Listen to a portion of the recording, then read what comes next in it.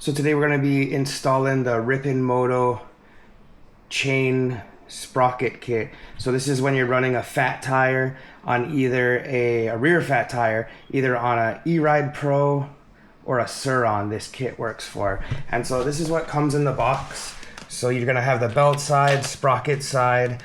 I ended up also picking up the Warp 9 version 2 jackshaft because the jackshaft does have to come out. So it comes with this sprocket here that you're going to be swapping out your sprocket for. So you can see there's a little bit more gap there, which spreads it out. And then this is going to go under the rear sprocket. And that's going to create gap. So it's going to be the lifted side. Can't really see it, but there's a lifted side and there's a side that's down. So it's going to be the lifted side is going to go down, which is going to give you that 4mm gap. And that's going to bring the tire out more. So right now, I've already taken off the chain. You're going to want to take off your rear tire and you're going to want to take out your jack shaft bolt. So I did pull the jack shaft out. What can make it easier is if you get like little bolts. Nothing too crazy, even like a screwdriver, and just slide it through both sides of the swing arm, just so that the swing arm doesn't come out. You really don't want the swing arm to pop out. It makes things a lot harder. For this kit, it does come with new bolts and new spacers. So it has spacers on this one. If you're doing a Surron, then you would use these bolts and that spacer, but because this is an Eride Pro, we have to use the spacers that come on the jack shaft, and so that's for the in regards to the Warp 9. So if you're just using your stock jack shaft, then all we're doing is pulling off this sprocket. We're gonna leave this one, and again, that's because this one has a space. So just because the stock jack shaft, the bearings aren't very good, the quality is not good, you can't service it. This one has zinc Zerk fittings, so you can put grease into it. So it's just a better quality. So I've already got this piece on, and I'm gonna just transfer over this bigger sprocket. If you are belt drive, then you would transfer over your belt drive. And I'm gonna get that on, and then we will have to take the sprocket off the rear wheel to put this sprocket on right here. So this is the finished sprockets on the Warp 9 version 2 jack shaft. So please do make sure that you are using the supplied blue Loctite, or if you have your own blue Loctite, make sure you're doing that. So I haven't put the sprocket on the rear tire yet. I'm gonna go ahead and just get the jack shaft back in here, and then do the rear sprocket, and we'll get the rear tire back on.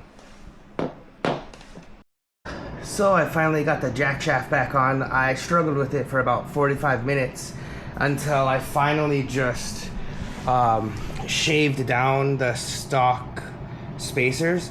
I mean, like nothing at all, like with sandpaper on all four sides. So on one and then the other one on both sides. I did that a few times and then it went right in. So if you're having issues, I think maybe the problem is that the frame gets a little tweaked, or the swing arm, or whatever it might be. And that was my issue. So earlier I had mentioned that you wanted to make sure that the lip was facing up, but on the rim, there is a lip that's facing up. So the recessed part you want facing down so that it locks in place.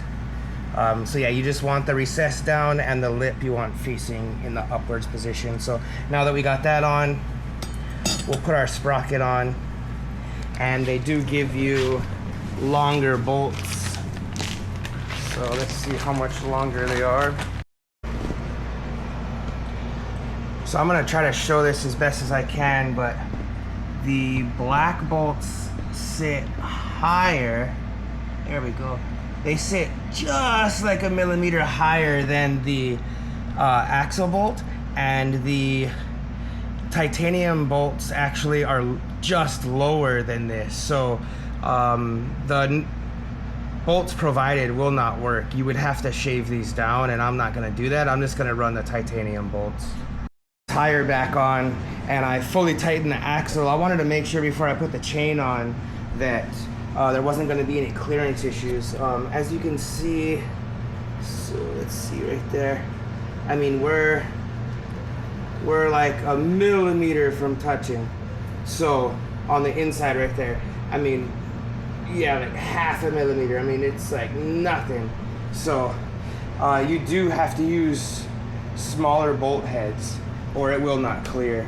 So now I'm gonna put the chain on and we should be done. So now I've now got the chain on. It is cocked just a hair to the left. So I'm still not able to be completely straight with this tire. This is the IRC M5B Evo. So the knobbies are really big on this, but it runs smoothly, doesn't touch the chain anymore. And on this side, it's not touching the frame anymore. So it used to touch the frame on this side and hit the chain on this side with dishing the rim over that way, like plenty. Like 8 rotations I went around and moved the rim over. And so with the 4mm Rippin Moto fat tire sprocket kit and moving the tire over, I was able to get the tire basically completely straight and without any rubbing whatsoever. So super happy with it. The only hard part really was just getting the jackshaft in, and again I just shaved down like with sandpaper, like very minimal, the jackshaft, not the bearings but those washers. So yeah, I mean, I think most people would be able to do this, so if you feel uncomfortable I would just take it to the shop. But yeah, I'm really happy with the way it turned out. Bike's basically done. I have a sticker kit I gotta put on. I'm gonna do that next, and then really there's nothing else I can do to this bike. So all right, thanks for watching.